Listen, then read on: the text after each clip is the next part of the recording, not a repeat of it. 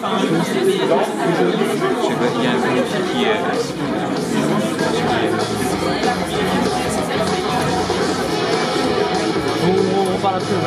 Bonjour à tous.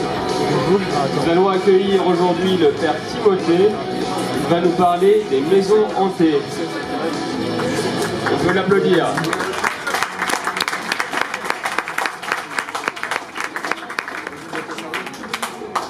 Oui, mon père, vous êtes en prime. Bonsoir. Alors, je vais vous présenter un peu rapidement. Vous êtes donc l'exorciste du diocèse de Luçon.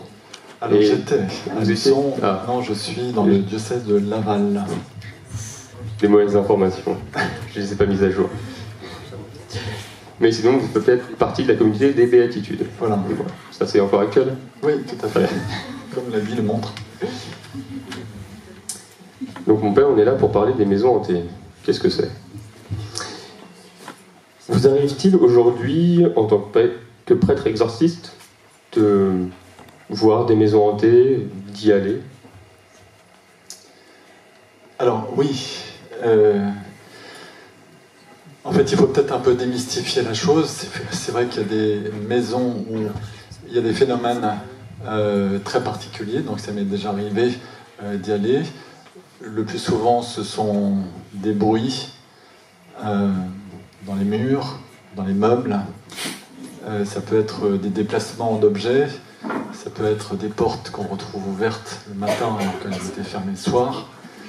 Ça peut être des manifestations assez précises, oui. Donc ça arrive. Donc, c'est pas juste un phénomène culturel qui serait restreint à certaines régions du monde. Alors, je ne pense pas. Je crois que ce phénomène existe partout dans le monde. Voilà. Donc après, il faudrait donner quelques exemples, évidemment, pour être plus concret. Et comment on fait donc pour discerner le vrai du faux? Est-ce que voilà, la salle, on est ici, est-ce qu'elle est hantée? Est-ce qu'on a des fantômes parmi nous qui peut-être nous écoutent? Alors, c'est un sujet, effectivement, il faut se méfier du côté fantastique. Donc, ok, il peut y avoir ce côté fantastique. Moi, je suis en tout cas de ceux qui croient que les âmes des défunts peuvent être encore localisées dans certains lieux, oui. Mais aussi, je crois, et je vais peut-être vous choquer, que des âmes de défunts peuvent être sur des personnes, ou dans des personnes. Alors ça, évidemment, c'est de l'expérimental, c'est-à-dire que vous pouvez ne pas y croire, ok, je respecterai. Maintenant, nous, on est sur le terrain, et puis on a des expériences, et bon, voilà. C'est pour ça qu'on peut avoir ce langage-là. Donc, vous parlez de différentes manifestations à travers donc, des lieux, sur des personnes. Est-ce que vous pouvez nous en dire un peu plus? Quels sont les différents types de manifestations? Écoutez, je vais vous raconter juste peut-être une expérience que nous, on a eue à la communauté des béatitudes, à un moment de notre fondation à Cordes. Le couvent de Cordes, c'est un espèce de U comme ça. Puis vous avez la colline. Donc les accueillis, ils dormaient dans la première partie du U, la communauté dans deux autres parties. Et c'est des parties autonomes. Et les premiers accueillis nous disaient « Mais qu'est-ce que vous faites la nuit ? Il y a un troupeau de moutons au second étage, on ne comprend pas. Et puis il y a des bruits de pas, ça nous fait peur. » Donc on a entendu ça une fois. Tu connais l'histoire, Marie-Élie. On a entendu ça une deuxième fois. Bon, on s'est dit, ils sont peut-être pas complètement fous. Donc, Ephraim et Philippe ont été le soir dans cette partie-là. Et effectivement, ils ont entendu comme un troupeau de moutons au-dessus. Il n'y a pas de moutons, évidemment, c'est le grenier. Et ils ont entendu un bruit de pas qui montait. Il y avait un escalier très raide et un escalier en bois. Manifestement, c'était les pas d'une personne qui boitait. Donc, qui partait du bas de l'escalier jusqu'en haut, qui passait la porte sans l'ouvrir et qui arrivait devant Philippe et Ephraim. Et ce scénario s'est reproduit plusieurs fois, mais dans le même sens. Il n'y avait pas de retour, si vous voulez. Là, ils se sont dit, c'est forcément une âme du purgatoire qui demande la prière. Ils ont téléphoné aux sœurs qui habitaient juste avant nous, dans ce couvent, Notre-Dame. Et ils ont simplement demandé est-ce qu'il n'y a pas une sœur qui est décédée il n'y a pas très longtemps et qui vivait dans cette partie-là du couvent. Et ils ont dit oui. Elles ont dit oui. Et c'était une sœur qui boitait. Bon, il y a eu une messe pour cette sœur et tout s'est arrêté. Voilà. Des histoires comme ça, je peux vous en raconter. J'en ai pas mal. Mais on va dire, celle-là, c'est une histoire un petit peu caractéristique. Des âmes sur des défunts, c'est vrai qu'il faut être, sur des vivants, il faut être prudent pour discerner, c'est vrai. Vous trouvez en fait pas mal de témoignages chez quelqu'un qui s'appelle le docteur McCall, Kenneth McCall. Je ne sais pas si quelqu'un d'entre vous connaît. Kenneth McCall, c'est un Anglais, anglican, psychiatre, et qui, lui, s'est beaucoup intéressé aux questions spirituelles, liées aux défunts notamment. Et il raconte pas mal d'histoires liées donc à la présence de défunts. Alors, juste peut-être une histoire, l'histoire de cette Américaine qui s'appelle Dorothée, qui se trouvait en hôpital parce qu'elle était anorexique. Et dans le discernement, on a vu que sa mère avait perdu un enfant qui était un jumeau. Et c'est tout. Elle l'avait perdu, mais elle ne s'est pas du tout occupée de cette âme. Et en fait, ils ont donc célébré une messe pour l'âme de cet enfant. Et vous ne le croirez peut-être pas, mais Dorothée n'était pas du tout au courant de cette démarche et elle a été entièrement guérie suite à cette messe. Voilà, il raconte pas mal d'histoires comme ça. Moi, personnellement, ce que j'ai vu, par contre, et je l'ai vu sur des personnes africaines, notamment, des défunts qui s'exprimaient.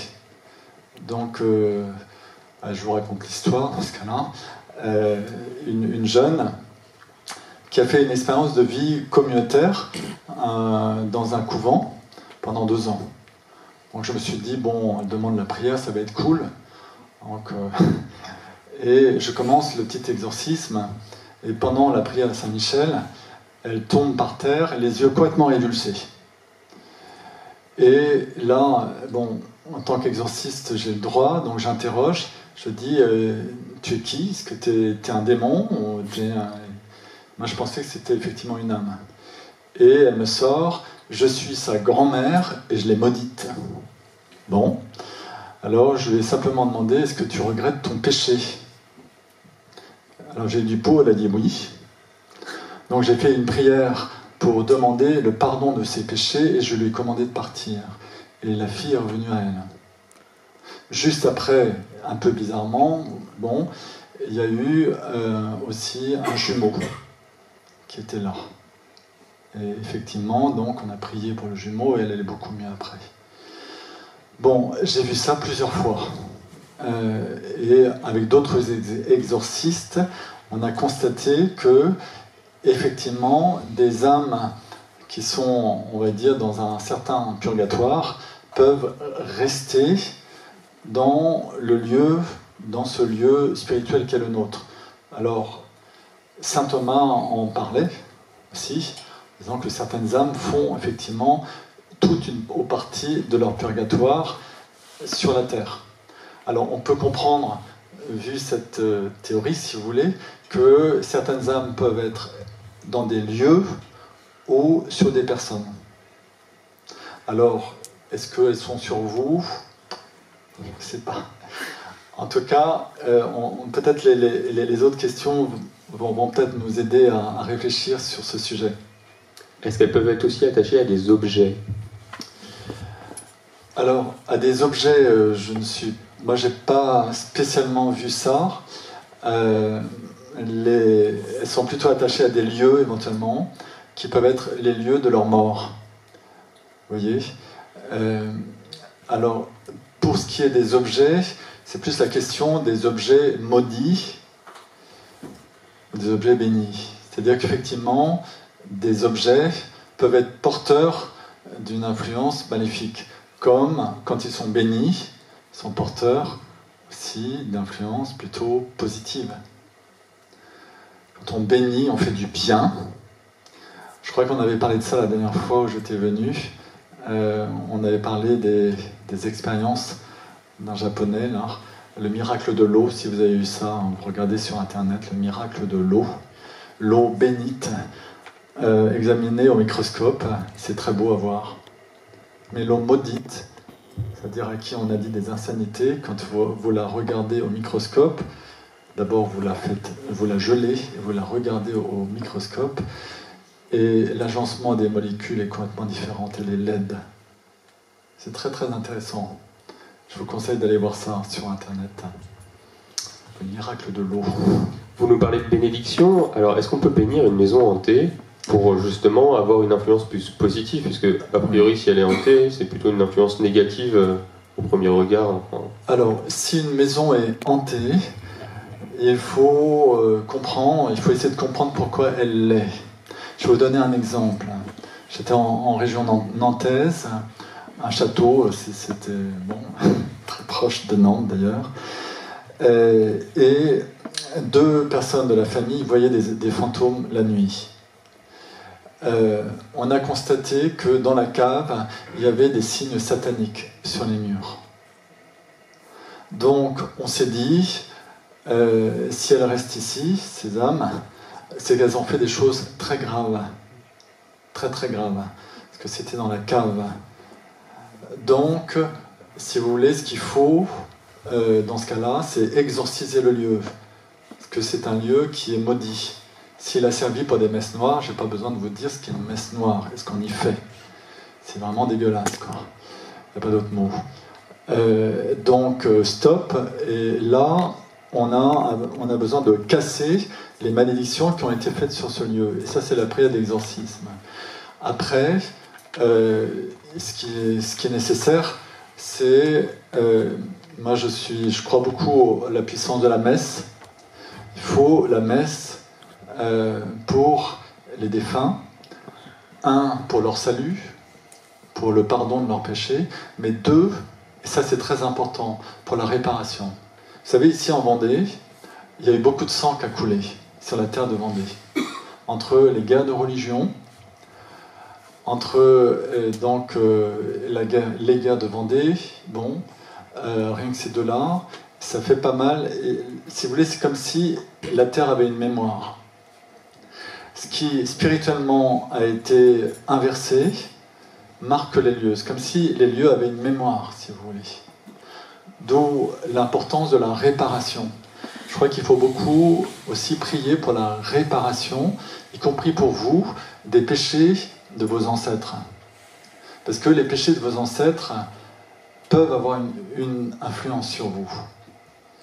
Parce que c'est vrai que quand on enfreint la loi de Dieu, qui est une loi de vie, alors autour de nous, il y a une influence qui est très négative.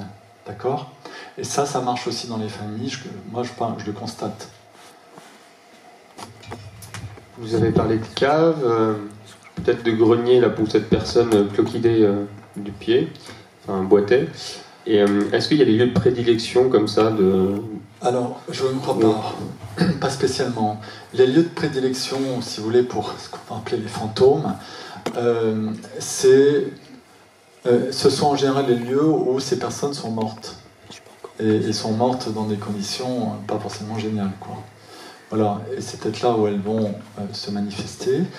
Le fameux château de Nantes, ils ont simplement... il y a eu... Alors, est-ce que c'est vrai, il faut distinguer entre l'âme du défunt ou le démon, qui peut aussi évidemment se déguiser en fantôme. Bon, en tout cas, 2 personnes de cette famille voyaient ces âmes et qui ont dit « on fera tout pour vous faire partir ». Alors effectivement, il y a eu pas mal de souffrances dans cette famille. Le fils aîné a eu l'œil crevé en jouant. Deuxième fils a été très très oppressé Donc il a eu besoin de plusieurs exorcismes, parce qu'il y avait une espèce de force incoercible en lui qui lui disait de se suicider. Voilà. C'était sans doute les deux plus touchés. Et la maman a eu des infestations diaboliques qui nécessitaient un exorcisme, alors qu'elle n'avait jamais touché à l'occultisme ou à des trucs comme ça, quoi. Donc pas spécialement des greniers, et ça peut être n'importe où dans la maison. Voilà. À n'importe quelle heure du jour et de la nuit. C'est pas forcément la nuit. Alors, on parle beaucoup de fantômes la nuit. Bon, c'est possible. Mais en tout cas, s'il y a des fantômes, ils sont là tout le temps, quoi. On va passer une petite vidéo et je vous poserai une question dessus ensuite. Je peux poser la question tout de suite. Alors, la question c'est... donc on a parlé de messe, de bénédiction, d'exorcisme. Donc, est-ce qu'il y a une méthode plus efficace l'une que l'autre pour chasser les fantômes? On va regarder la petite vidéo.